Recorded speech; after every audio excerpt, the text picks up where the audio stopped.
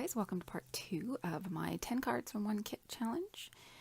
Before I get started, if you haven't seen part 1, then I will link it in the video description below on YouTube, you can go over to my blog and check it out there. That is AllisonDayDesigns.com.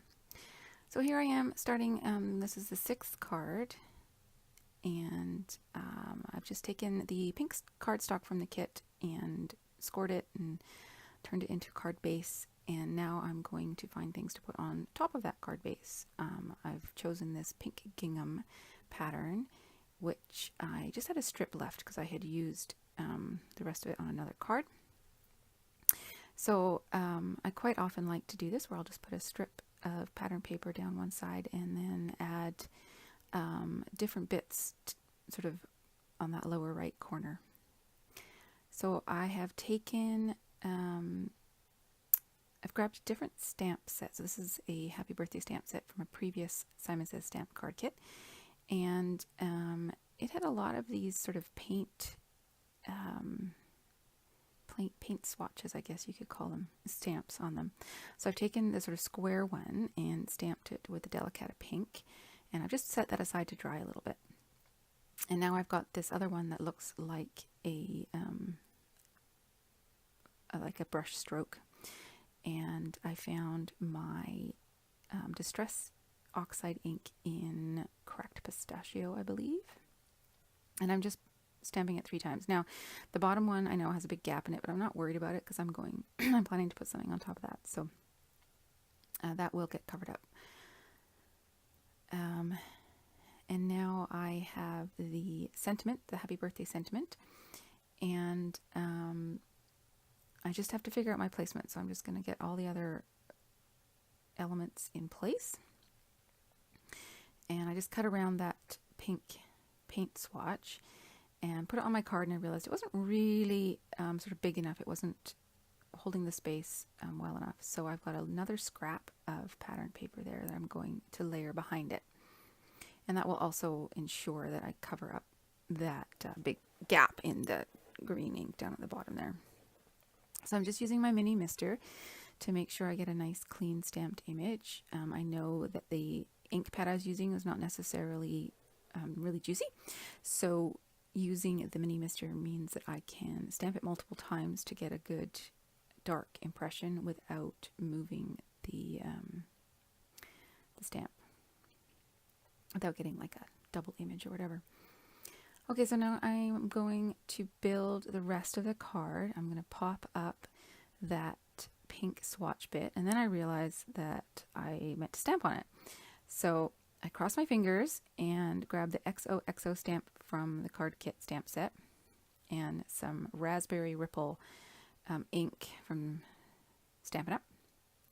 And give it a go, and it works. I didn't get any weird bits missing because of the adhesive on the back, the dimensional adhesive. Sometimes when you stamp over top of that, the stamps get missed. And then I figure I need a little bit more green because I've covered up quite a bit of that cracked pistachio that's underneath all those layers.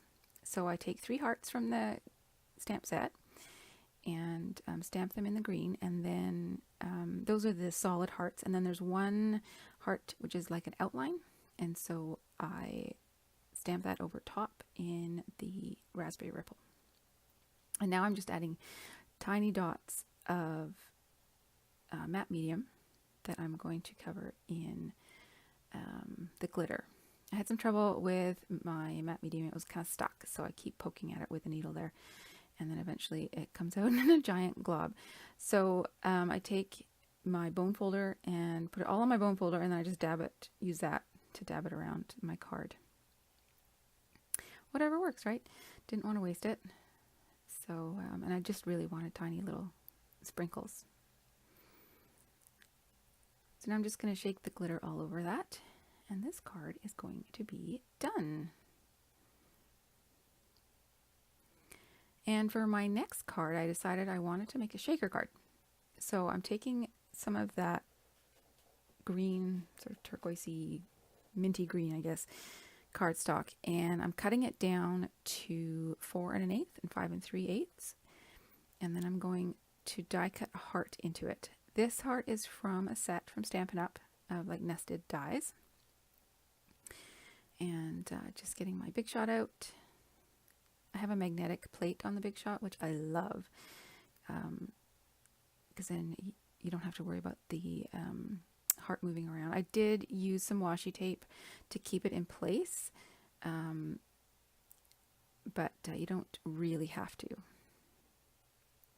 And then I just bought a box of transparency sheets from Staples a long time ago, and I use those to make my shaker cards. It's kind of cost effective. The box is quite expensive, but you get lots and lots and lots in it, so it goes a long way. And now I'm just cutting a piece of that XOXO pattern paper from the kit. I'm going to put that behind the shaker. And now I'm going to put some dimensional adhesive on my card, forgetting that I actually need to adhere the transparency first. So I spent a lot of time getting it all nice and perfect, only to have to rip it all up again. I thought about cutting that out of the video, but I decided to leave it in to show you that, yeah, I can be pretty stupid. So here I am, just finishing putting dimensional adhesive. Now, because I have made the top panel the whole sort of size of the card, I need to have dimensional adhesive over the whole thing so it all stays up. This is when I realized that I did it backwards. So I'm ripping up the dimensional adhesive, and some of the cardstock comes with it, but I'm not that worried about it because I can just use my double-sided tape to re-adhere that after I get the transparency bit down. So not the end of the world, a little frustrating, but it all worked out in the end.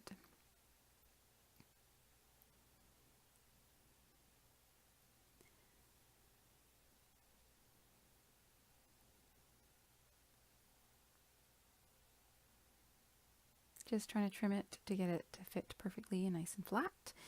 And now I will put double-sided adhesive on the back of that dimensional adhesive and then get it stuck down on the card. So just to show you, even those of us that have been making cards for a long time mess up big. And it's fine. Everything's fixable. This is all in the back of the card, so I'm not that worried about it. It's not like anybody's going to see it. So now I'm just repositioning it all. And I like to put my dimensional adhesive as close to the cutout image as possible, but I don't want it visible from the other side. So I leave, maybe a 1/16 to an 1/8 of an inch sort of around the edge, that inside edge of the shape. And that way, whatever I put inside the shaker has enough space to move around, but you're not going to see the adhesive.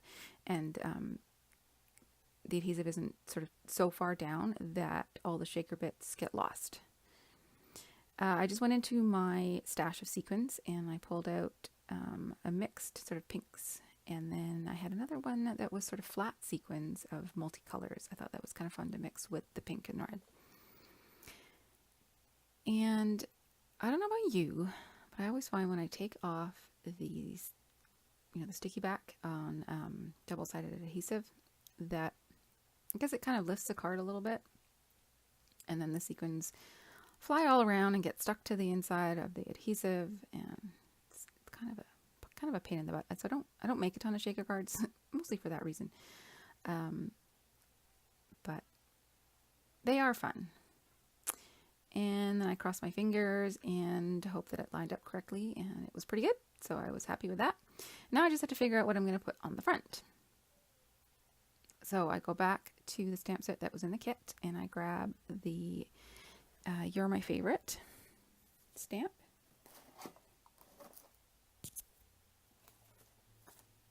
Oh, so, no, sorry, I grabbed the I Really Like You stamp, and then I'm going to cut that out with the nested dies that have the stitched frame around them.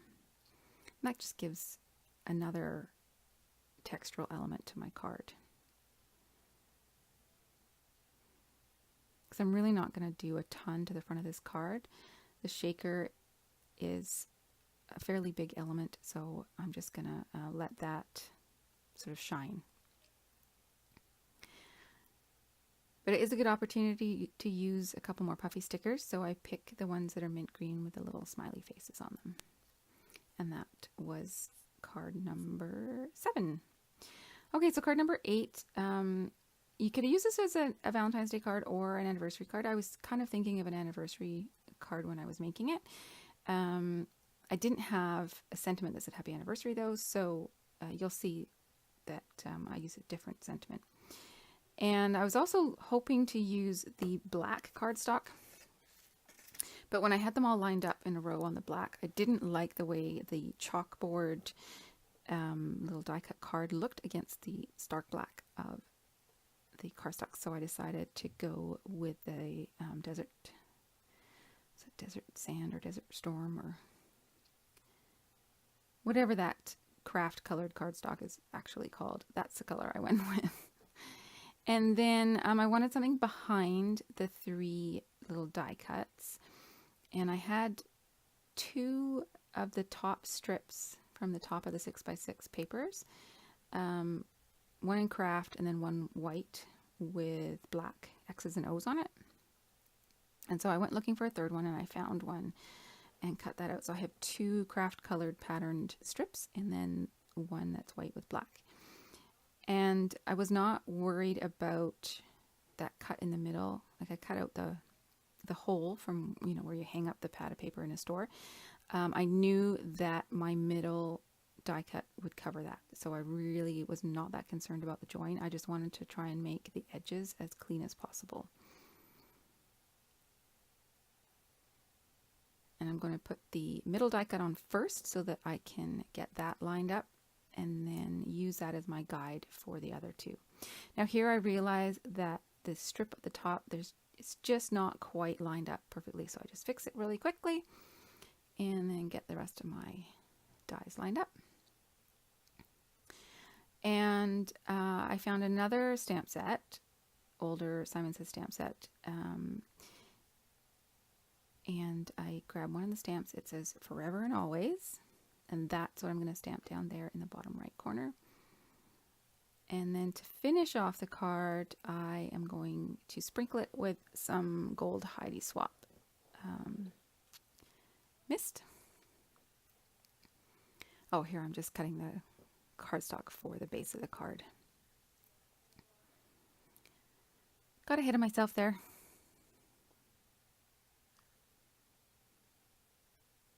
So it's a pretty simple card. There's not a ton of embellishment on it, which is why I wanted to use the gold mist on it. It just adds a nice glittery touch.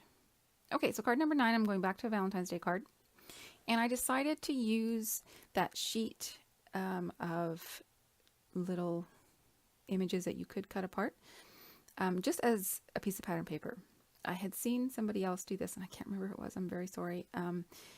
And it that thought kind of intrigued me because I'd never thought of using it that way. I always see it as little bits that I've got to cut apart. And sometimes I can't really think of ways to use all those tiny little pieces individually. So this was kind of a new concept to me and I thought I'd give it a try. And I actually really like this card. So then that mint green heart is the heart that I cut out when I made the shaker card. And then I've just got one of the bigger cut apart images, which is actually duplicated in the background, but I think that's fine. Nothing wrong with that. I inked the edges of the heart and that die cut and then popped up the die cut. And that is the front of the card. On the inside, I grabbed a piece of white cardstock from my stash and just stamped one of the sentiments from the stamp set, and I used the You're My Favorite sentiment.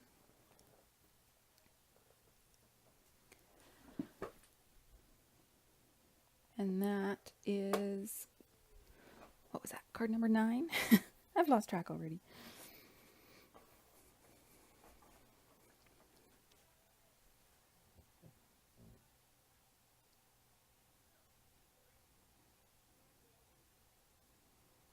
So for my last card, I decided to dig through my stash of die cuts to see if I could find something. I thought I had one that had a bunch of balloons, and I couldn't find that, but I did find this big thank you die cut. So I've pulled that out. I also pulled out a little set of hearts, but I ended up not using it. And then I have the other half of that bit of black cardstock. And if you remember, way back at the beginning of the first video, I had tested the Delicata pink ink on it. So it's got that stamping on it, but I'm just going to cover it up with some patterned paper here. So I've grabbed the floral pattern, the teeny tiny floral pattern. I thought that was the least themey of the bunch, and it was just a tiny bit too big, so I've cut it down. What I realized actually was that the card base is a little bit smaller than I normally work with, so I'm not quite sure what happened there. But anyways, I've stuck down that background pattern, and now I'm just picking out a couple of different colors of cardstock so that I can die cut that thank you twice and layer them up slightly offset so that I have a bit of a sort of shadow effect. So I'm cutting one out of the mint green, and then I will cut a second one out of the red as soon as I get it out of the die cut.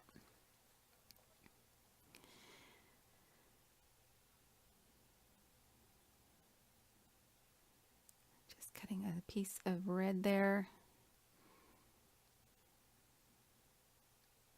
And I run it through my Big Shot 3 times so that it cuts cleanly and I can easily pop it out from the cardstock. Sometimes I find, and maybe it's just my Big Shot or who knows, but sometimes I find if I only run it through once, then I end up having trouble getting it released from the cardstock itself. So here I'm just putting the mint green on top of the red with a little bit of a hint of red poking out to give it that sort of shadow effect. And while that's drying, I'm cutting some white cardstock for the inside of the card, because again, it's on black, so you need to put something on the inside of the card that people can write on. And I'm going to yet another stamp set, older Simon Says stamp set. This one is actually the only one I have that is big. It's like 6 inches by 8 inches. Normally they're about 4 inches by 6 inches. And I've actually never used this one. Shh, don't tell anyone. But I have just pulled out the sentiment. I can't even remember what it says. I don't have the card in front of me. Sorry. Something like you are one of a kind. And then I added some hearts from the current stamp set and glued the big thank you on there. Now I did think it needed a few extra touches. So I'm going to grab my matte medium again, put some giant dots down and cover them in glitter. Make a giant mess with all my glitter. Try desperately not to stick my fingers in the glue. So that looks good, but I still felt it needed a little bit more. So I decided to enhance or pull out the red accents and add some red hearts. And that is card number 10. So here they all are. And hopefully you have enjoyed them. Here's some close-ups of the happy birthday and my shaker card. I had a lot of fun making all these cards. And I think I have managed to meet my challenge, which was to make 10 cards from the kit. I've still got lots of leftovers, so I'll keep making cards until they're all gone. And I think I have also met the challenge of not just making Valentine's Day cards. Thanks for watching.